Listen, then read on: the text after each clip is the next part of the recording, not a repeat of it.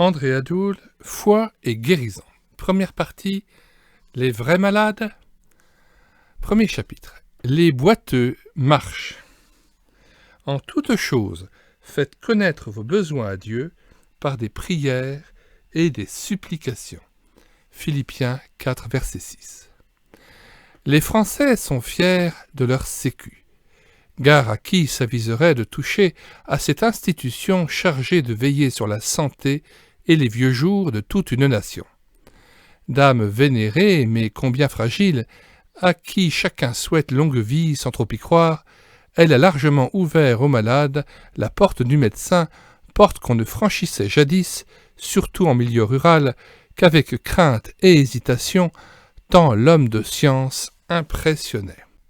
Quand survenait la maladie, le patient attendait que ça passe, et il fallait que s'aggrave le mal, qu'il s'éternise dangereusement, pour qu'on se décide enfin à consulter le praticien. Hélas, certains arrivaient trop tard. Heureusement, les temps ont changé. De nos jours, le médecin n'intimide plus guère. On fait la queue dans les salles d'attente, même pour des bobos, ce qui n'est pas plus blâmable que les tergiversations d'antan. Vous connaissez les propos de Jésus adressés aux disciples d'un Jean-Baptiste perplexe à son sujet. Allez rapporter à Jean ce que vous avez vu et entendu. Les aveugles recouvrent la vue, les boiteux marchent, les lépreux sont purifiés, les sourds entendent, les morts ressuscitent, la bonne nouvelle est annoncée aux pauvres. Luc 7, verset 22. L'expression « les boiteux marchent » laisse entendre que Jésus n'intervenait qu'en faveur de ceux qui ne marchaient pas. Donc gravement atteints, sans doute immobilisés comme le paralytique de Bethesda, Jean chapitre 5, versets 2 à 9. Les handicapés légers, qui claudiquaient à peine sans être gênés dans leurs allées et venues, ne songeaient pas à réclamer une quelconque amélioration de leur état, à l'instar de Jacob qui fit bon ménage avec son infirmité, vraisemblablement jusqu'à la fin de ses jours, Genèse 32, verset 31. Il y a de petites infirmités qu'il faut accepter sans gémir ni faire de complexe, sachant que Dieu les utilise pour nous rendre humbles et aptes à partager les épreuves d'autrui, 2 Corinthiens 1, verset 4. Donc, pour notre bien et celui des patients. Les remarques précédentes ne sont pas sans valeur. Il serait en effet peu raisonnable de faire appel à l'Église de convoquer les anciens, de pratiquer l'onction d'huile pour enrayer un simple rhume, une vague indigestion ou effacer une trace inesthétique laissée par le temps. Si Paul n'a pas cru devoir agir auprès d'un Trophime malade, de Timothée 4, verset 20, ou de Timothée qui souffre de légers maux d'estomac, 1 Timothée 5, verset 23, c'est qu'il estimait sans doute que leur maladie sans gravité était ou passagère ou supportable et donc ne nécessitait pas l'intervention des anciens. Une assemblée qui porte ces malades ne doit pas céder aux douillés ni aux vaniteux. Mais ces réserves étant faites, il y a des infirmités ou des maladies qui éprouvent le patient, mettent en péril sa vie ou l'empêchent de servir Dieu.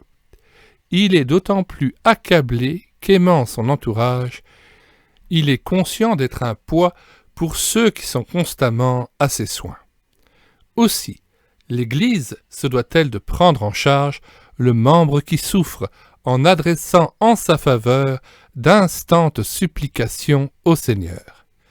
N'imitons pas le riche qui se contentait de dire aux pauvres « Allez en paix » sans donner ce qui est nécessaire au corps, Jacques 2, verset 16. Je vous le demande, quel chrétien, affligé d'un lumbago tenace, d'une forte migraine ou d'une rage de dents, songerait à se rendre en ville pour distribuer des traités ou visiter des malades? Quiconque est tourmenté sans répit par de pénibles douleurs a, inévitablement, ses pensées centrées sur lui-même. Qui lui en fera le reproche? De plus, lorsqu'elle dure et ne faiblit pas, la souffrance finit par agir sur le caractère du patient qui devient alors exigeant, grincheux, acariâtre, désagréable pour les proches et ceux qui le soignent. Elle peut lui ôter la force ou même le désir de prier Dieu.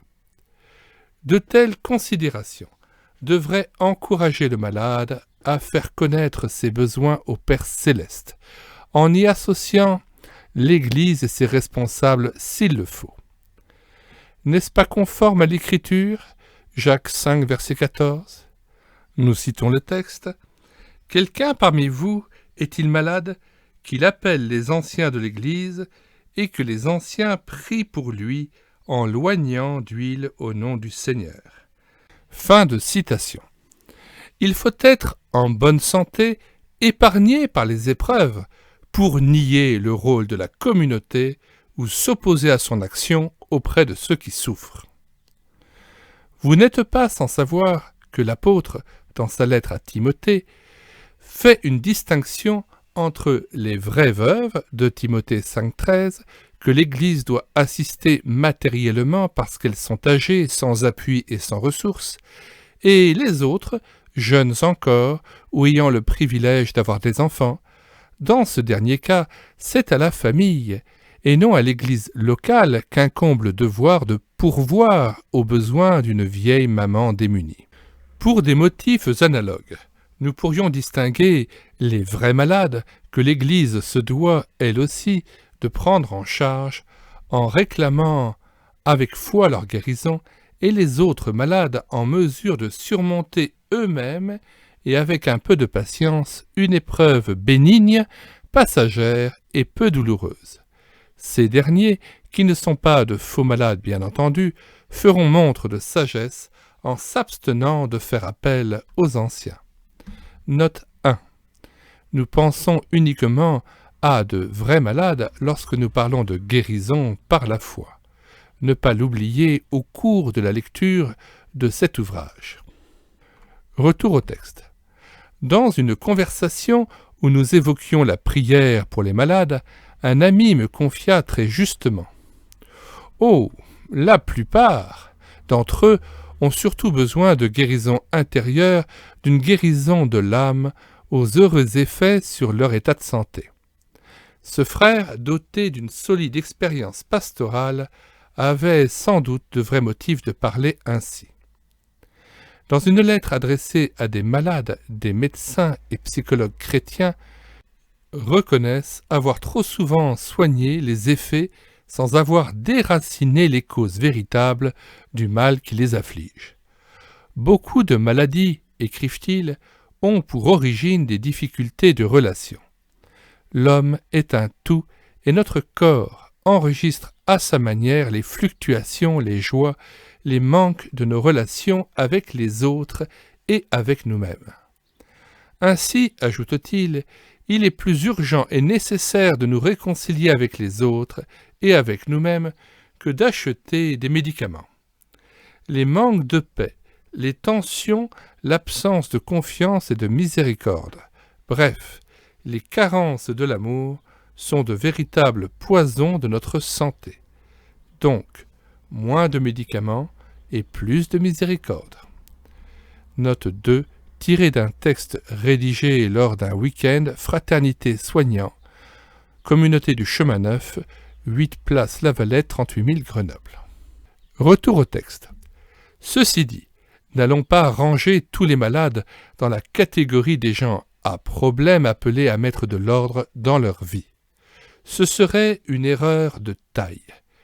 Qui, par exemple, aurait eu la pensée de sermonner l'apôtre Paul au sujet de son écharde en lui disant « Oublierais-tu que Dieu est souverain, toi qui pries avec énergie pour ta guérison ?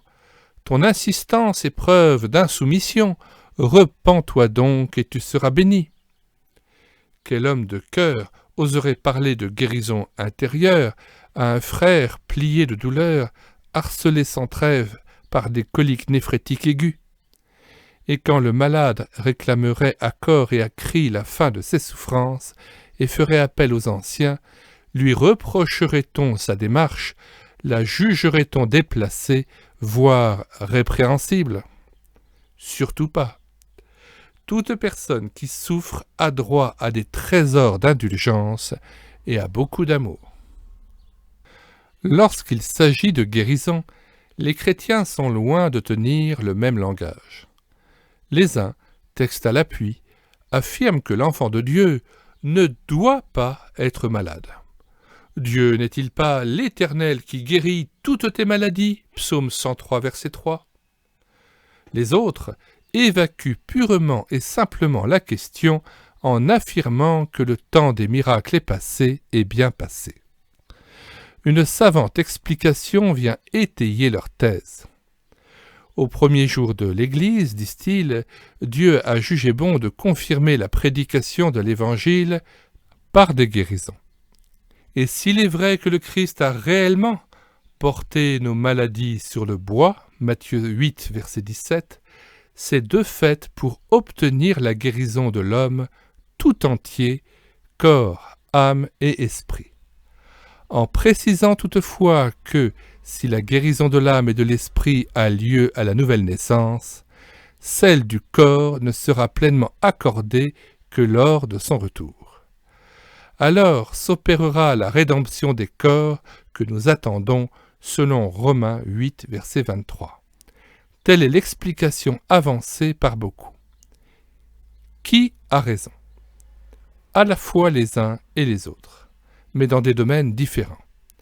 Parce qu'elles ont plusieurs facettes, les vérités bibliques paraissent parfois se contredire.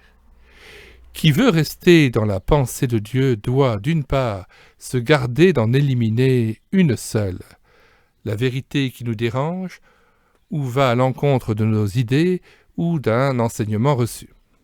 Et, d'autre part, analyser les textes de l'Écriture qui traitent de ce sujet en les plaçant au bon endroit. Ceux qui prônent la guérison à tout prix comme ceux qui l'évacuent définitivement sont tentés de nier l'évidence, car, reconnaissons-le, il y a d'authentiques délivrances comme il y a des prières sans réponse, du moins apparemment. Les uns évoquent avec reconnaissance les cas de malades délivrés par l'action puissante de Dieu, mais passent allègrement sous silence la foule des non-guéris qu'il range parmi les incrédules ou les rebelles. De l'autre côté, ceux qui refusent d'admettre que Dieu veut et peut encore se glorifier par des guérisons énumèrent à plaisir les échecs ou les guérisons avortées pour justifier leur conviction. Halte là. Dieu répond toujours à quiconque s'attend à lui, mais à son heure et selon ses desseins. C'est ce que nous emploierons à démontrer par l'Écriture sans pour autant donner une place démesurée à ce ministère. D'ailleurs, les apôtres eux-mêmes, bien que témoins et instruments de la puissance divine, font assez peu mention de la guérison dans leurs épîtres, alors qu'ils reviennent inlassablement sur les thèmes essentiels. Le salut par la foi, la sanctification nécessaire ou le retour du Christ. Aussi, convient-il de donner priorité à celui qui guérit l'homme tout entier plutôt qu'à la délivrance elle-même. Question. Avez-vous visité des personnes gravement malades et fort éprouvées?